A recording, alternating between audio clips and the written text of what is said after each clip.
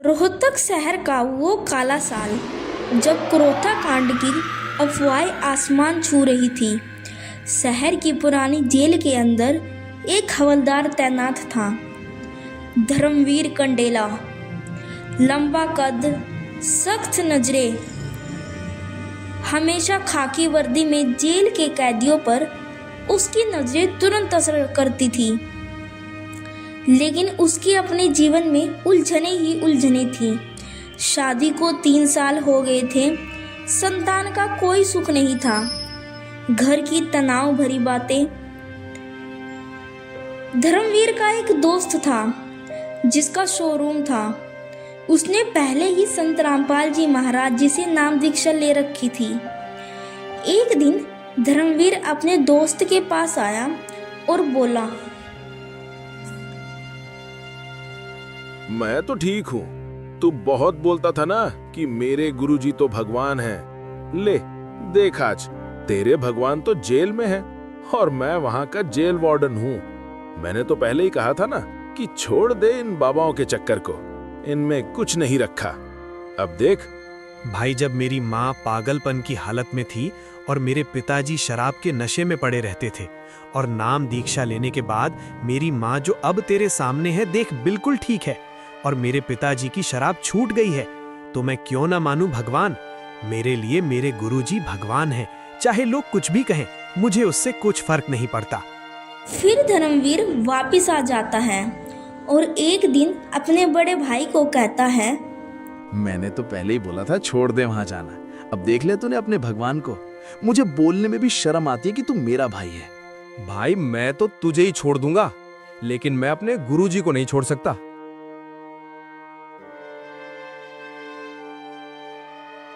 भाई, इन पर तो पूरा ही भूत सवार है। फिर वो ऐतिहासिक दिन आया जब संत रामपाल जी महाराज ने रोहतक जेल में कदम रखा। पूरा जेल परिसर सन्नाटे में था। बहुत सी अफवाहें थी, कोई कुछ कहता, कोई कुछ कहता। धर्मवीर ड्यूटी पर था। संत रामपाल जी महाराज जी को देखा तो उसके मन में एक व्यंग्य आया। वह संत रामपाल जी महाराज जी के पास गया और बोला, सुना है आपके शिष्य आपको भगवान मानते हैं। हाँ बेटा, मानते तो हैं। अगर आप भगवान हैं तो यहाँ जेल में कैसे? बेटा, ये सब सत्यार्थ प्रकाश का रोला है। मैंने सत्यार्थ प्रकाश प्रोजेक्टर पर दिखा दिया था, जिससे इन पाखंडियों की पोल खुल गई और इन्होंने लोगों को भड़काकर करोथा कांड करवाया। आपकी बात में सच्चाई तो नहीं लगती। बेटा, मान या ना मान, लेकिन सच्चाई तो यही है। संत जी, आपका नाम तो मिट्टी में मिला दिया। बेटा, किसान 100 किलो अनाज मिट्टी में मिलाता है और 70 मन अनाज लेकर जाता है।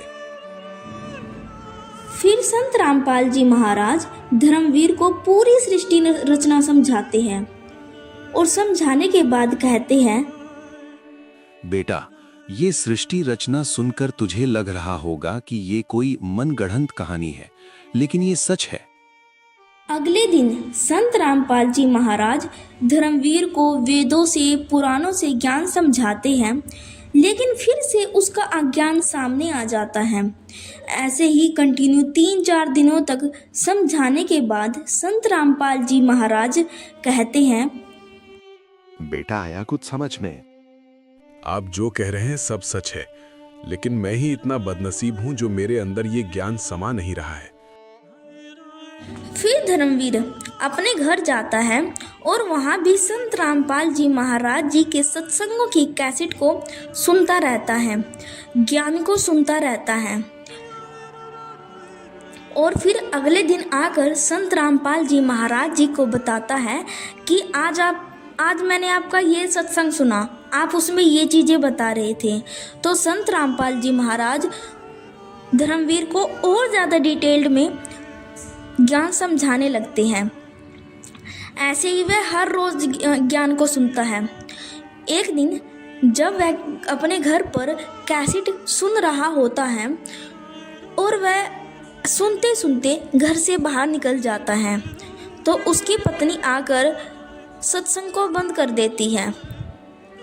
फिर अगले दिन धर्मवीर फिर से सत्संग सुन रहा होता है और वह सत्संग सुनते सुनते कुछ काम भी कर रहा होता है।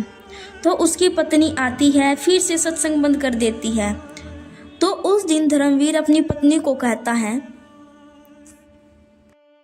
मैं सत्संग सुनता रहता हूं, आप सत्संग को बंद मत किया करो। अगर आपको नहीं सुनना तो आप मत सुना करो। एक दिन धर्मवीर संत जी के पास जाता है, लेकिन आधे रास्ते से ही वापस आ जाता है और वह मन में सोचता है, जब तू उन्हें भगवान मानता ही है तो जा उनके पैरों में पड़ जा। लेकिन धर्मवीर फिर से जाता है और संत रामपाल जी महाराज जी की कोठरी के पास पहुंचने वाला ही होता है। तभी वह फिर से वापस आ जाता है। अरे तू जाता ही क्यों है जब तुझे जाना ही नहीं होता? फिर धर्मवीर जैसे संत जी के पास जाता है तो संत रामपाल जी महाराज पहले ही खड़े हो जाते हैं और मुस्कुराने लगते हैं, जैसे पहले से ही वह सब कुछ जानते हो, और आते ही धर्मवीर को अपने गले से लगा लेते हैं। धर्मवीर रोने लगता है। तो संत रामपाल जी महाराज कहते हैं, बेटा मेरा यहाँ आना सफल हो गया। अब चाहे मैं जिंदगी भर यहाँ जेल में रह लूं, मुझे कोई गम नहीं है। फिर संत रामपाल जी महाराज जी ने धर्मवीर को नाम दीक्षा दी। जब धर्मवीर जेल गया तो वह संत रामपाल जी महाराज जी को कहता है, गुरुजी, मेरी शादी को 3 वर्ष हो गए हैं, लेकिन मेरे घर में कोई भी संतान नहीं है। बेटा, अपनी पत्नी को भी नाम दीक्षा दिलवा दो। तेरे भाग्य में संतान नहीं है। कबीर परमात्मा स्वयं अपने कोटे से तुझे संतान देंगे। धर्मवीर संत रामपाल जी महाराज जी को दंडवत प्रणाम करता है और उसी समय हेड ऑफिसर वहां पर आ जाते हैं और धर्मवीर को दंडवत करते हुए देख वह बहुत ही ज़्यादा गुस्सा हो जाता है और वह आग बबूला होकर वहां से चला जाता है और गुस्से में धर्मवीर को वहां पर बुलाता है और धर्मवीर को कहता है,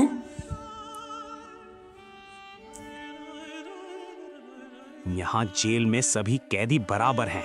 तुम यहाँ वर्दी में उसके पैरों में पड़े हुए थे।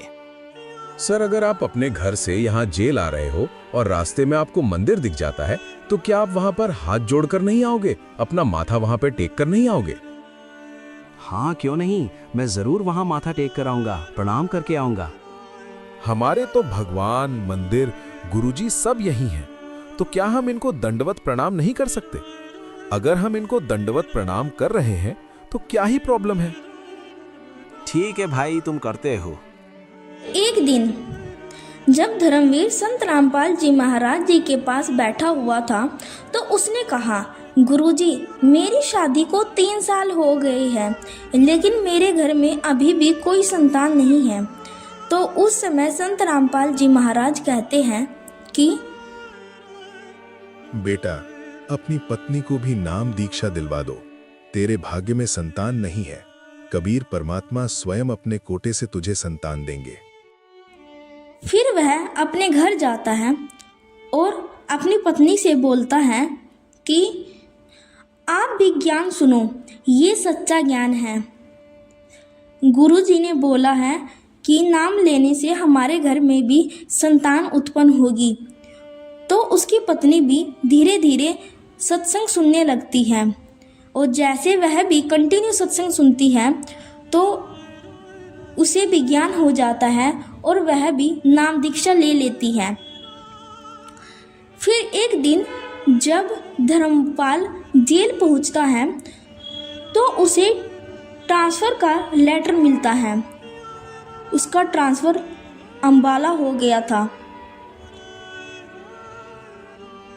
वह बहुत ही ज़्यादा दुखी हो जाता है और दुखी मन से गुरुजी के पास गया और कहा, गुरुजी, मेरा ट्रांसफ़र अंबाला हो गया है, अब मुझे वहाँ पर जाना पड़ेगा। तब संत रामपाल जी महाराज कहते हैं, जा बेटा और भक्ति करते रहना। ये काल का लोक है। ये पल पल लोगों को भटकाने की कोशिश करता है कि किसी तरह इसका नाम खंड करवा दो ताकि इसका दाव लगा सके। वीर ने अपनी पत्नी को नाम दीक्षा दिलवा दी थी और 1 साल के बाद उसके घर में एक पुण्य आत्मा ने जन्म लिया और धर्मवीर का विश्वास अब 10 गुना बढ़ चुका था। वह पहले से ज्यादा भक्ति करने लगा था।